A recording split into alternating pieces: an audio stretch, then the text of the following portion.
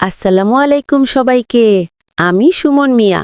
আজকে আমি তোমাদের দেখাবো কিভাবে ফেসবুকের রিপোর্ট কেস বা মনিটাইজেশন সাসপেন্ড হলে সেটিংস থেকে তথ্য দেখা যায়।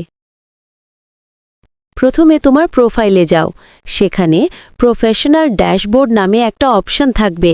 ওখানেই তোমার মনিটাইজেশন ও পার্টনারশিপ অ্যাড সম্পর্কিত তথ্য দেখা যায়। এরপর নিচে যাবে, দেখবে একটা সেকশন আছে সাপোর্ট। সেখানে ক্লিক করলে তুমি সাপোর্ট ইনবক্স ও রিপোর্টের টেকনিক্যাল প্রবলেম দেখতে পাবে।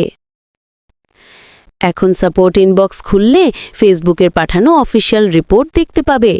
যেমন আমার কেসে দেখো, এখানে লিখেছে we have removed or disabled access to the following advertisements, অর্থাৎ কোনো কন্টেন্টে কপিরাইট ইস্যু থাকলে ফেসবুক সেটা সরিয়ে দেয়।